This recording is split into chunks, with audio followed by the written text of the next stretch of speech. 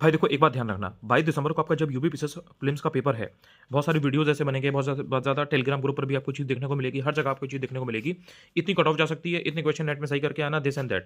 देखो, एक बात जान लो, जब अभी पेपर नहीं हुआ है, तो कट ऑफ आप प्रेडिक्ट नहीं कर सकते। रही बात इस चीज़ की कि कम से कम थोड़ा-सा हमें आइडिया हो कि कितने क्वेश्चन हम नेट में सही करें, सो दैट वहाँ पर हमारी कम से कम कट ऑफ निकल जाए। अगर इस माइंडसेट से आप इस चीज़ के बारे में सोच रहे हो, तो इसमें आपको ये ध्यान रखना है कि देखो, वहाँ पर आपको पता नहीं है क्योंकि कि पेपर कैसा आएगा, तो आपको ये ध्यान रखना है कि जो आपके पास बेस्ट नॉलेज है, जो आपके पास बेस्ट एक तरीका है कि मुझे एलिमिनेशन इतना आता है, मेरी नॉलेज इतनी है, उसके बेसिस से आप ये ट्राई करो कि मुझे अपने मैक्सिमम क्वेश्चन सही करने की तरफ देखना है। आपने टेस्ट पेपर दिए होंगे, उसमें आपने ये देख लिया होगा कि आपका सेफ अटेम्प्ट कितना है। आप कितने क्वेश्चन अटेम्प्ट करते हो तो आपका सेफ स्कोर आता है, मतलब आपका अच्छा स्कोर आता है। आपने अगर मान लो 100 क्वेश्चन अटेम्प्ट किए तो आपके 80 सही हो रहे थे, आपके 20 गलत हो रहे थे। आपने 140 अगर अटेम्प्ट किए तो आपने देखा कि आपके 130 सही हो रहे हैं। समझ रहे हो कहने का मतलब कि आपके गलत कितने हो रहे हैं? अगर आपने क्वेश्चन ज़्यादा अटेम्प्ट किए तो आपके गलत क्वेश्चन ज़्यादा हो रहे हैं, तो इसका मतलब कि आपका वो सही नहीं है। लेकिन आपके अगर पॉजिटिव भी सही हो रहे हैं ज़्यादा, तो वो कहीं न कहीं सही चीज़ है।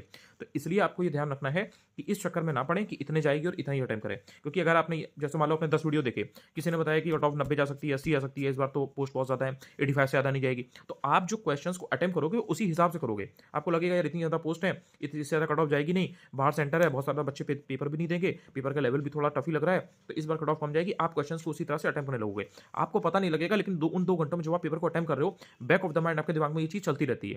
तो ये प्री कंसीव्ड नोशन लेकर के एग्जाम में बिल्कुल मत जाना।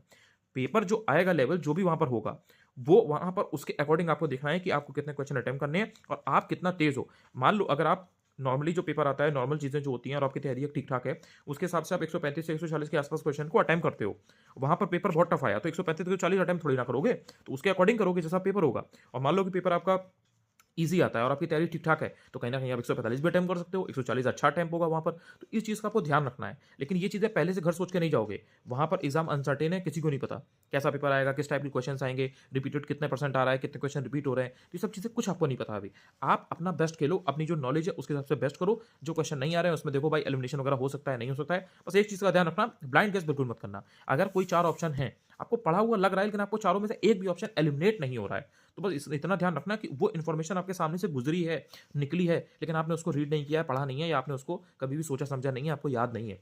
तो उसमें आपको भले ही वो देखा-देखा लगे कि यार ये टॉपिक मैंने देखा तो था, ये रेफर करता है, इसके बारे में मैंने देखा था, ये फ़िलिप्स कर्व है, ये लुसेंट में दिया तो था, लेकिन आपने उसको पढ़ा नहीं है और चारों ऑप्शन में से 2 ऑप्शन भी आपके एलिमिनेट नहीं हो रहे, 1 ऑप्शन भी आपका एलिमिनेट नहीं हो रहा और आप उसको अटेम्प्ट करोगे, तो भले ही आपने वो देखा हो कि ये लुसेंट में है या ये चीज़ घटना चक्र में है या फिर ये किसी पेड मटेरियल में है, लेकिन वो आप क्वेश्चन को सॉल्व नहीं कर पाओगे। हाँ, तुक्का आपने लगाया, आपने ऐसे ही रैंडम गेस किया, ए, बी, सी कुछ भी लगाया, सही हो जाए वो एक अलग केस है। लेकिन जब 4 ऑप्शन में एक भी ऑप्शन एलिमिनेट नहीं हो रहा है, तो इसका मतलब वो क्वेश्चन आपको नहीं आता है। ऐसे क्वेश्चन को छोड़ना चाहिए, वो एक्चुअली ब्लाइंड गेस होता है। तो इस चीज़ का ध्यान रखना, कट ऑफ के चक्कर में पड़ोगे, फालतू का लोड लेकर के जाओगे। अपना बेस्ट दोगे तो कहीं न कहीं ज़्यादा अच्छा परफॉर्म कर पाओगे। फिर कट ऑफ कितना भी जाएगी, वो आपके हिसाब से ऐसी होगी कि आपका एग्ज़ाम कम से कम निकल रहा होगा। तो ये चीज़ ध्यान रखोगे, हेल्प मिलेगी, लोड नहीं रहेगा।